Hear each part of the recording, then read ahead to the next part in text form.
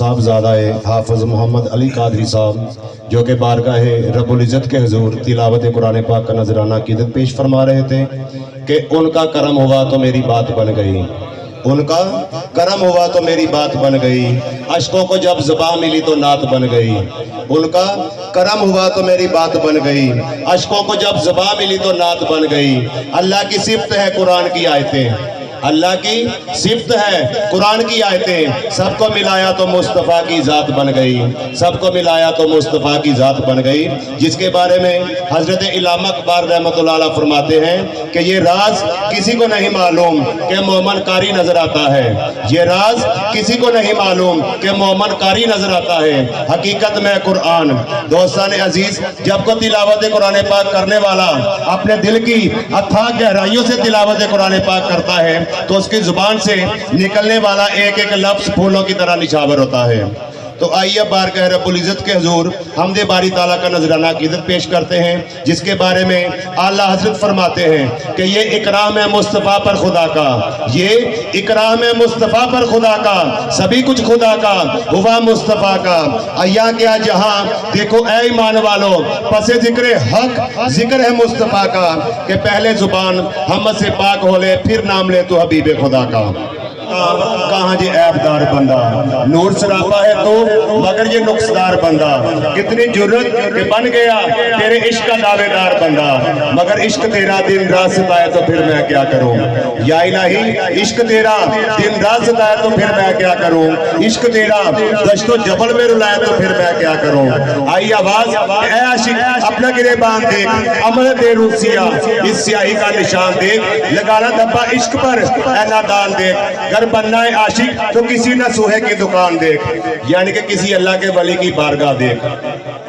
घर बनना है आशिक तो किसी नसूहे की दुकान देख, घर तेरा ये नसूहा ना मिल पाए तो फिर मैं क्या करूं। या इलाही घर तेरा ये नसूहा ना मिल पाए तो फिर मैं क्या करूं, इश्क तेरा दश्तो जबल में रुलाए तो फिर मैं क्या करूं। लग गई आग सीने में बुझाना भी मुश्किल हो गया, इश्क कहते कहते इश्क निभाना भी मुश्किल हो गया, देखा जो दस्तूरे यार को तो जान बचाना भी मुश्किल हो गया, जकड़े गए जंजीरों में राज बताना भी मुश्किल हो गया। घर तो भी जलवाला दिखाए तो फिर मैं क्या करूं। या इलाही घर तो भी जलवाला दिखाए तो फिर मैं क्या करूं, इश्क तेरा दश्तो जबल में रुलाए तो फिर मैं क्या करूं। दोस्तान अजीज आइए अब उस हस्ती पाक का जिक्र करते हैं कि जिनके जिक्र से हमारे दिलों को सुकून मिलता है, कि जिनका जिक्र हमारे दिलों की जला का बाइस बनता है। आका मौला हजरत मोहम्मद सल्लल्लाहु अलैहि वसल्लम की सनाखानी का सिलसिला जारी और सारी करते हैं, जिसके बारे में खुद अल्लाह ताला की जात ने इरशाद पाक फरमा दिया कि ऐ मेरे प्यारे महबूब, अगर आपकी जात को पैदा करना मकसूद ना होता तो मैं दुनिया की कोई चीज पैदा ना करता। गर्ज किया कि ये जमीन, ये आसमां, ये सूरज, ये चांद, ये सितारे, ये हवाएं, ये कहकशाएं, हत्ता कि मैं दुनिया की कोई चीज पैदा ना करता अगर आपकी जात को पैदा करना मकसूद ना होता। जिसके बारे में शायर कहता है कि कुछ भी न था जहां में बदरू तुजा से पहले, कुछ भी न था जहां में बदरू तुजा से पहले, जाहिर न था खुदा भी शमसुल दुहा से पहले, ये रौनके दो आलम होती कभी ना जाहिर अगर वो पैदा ना होते अर्ज़ो समा से पहले।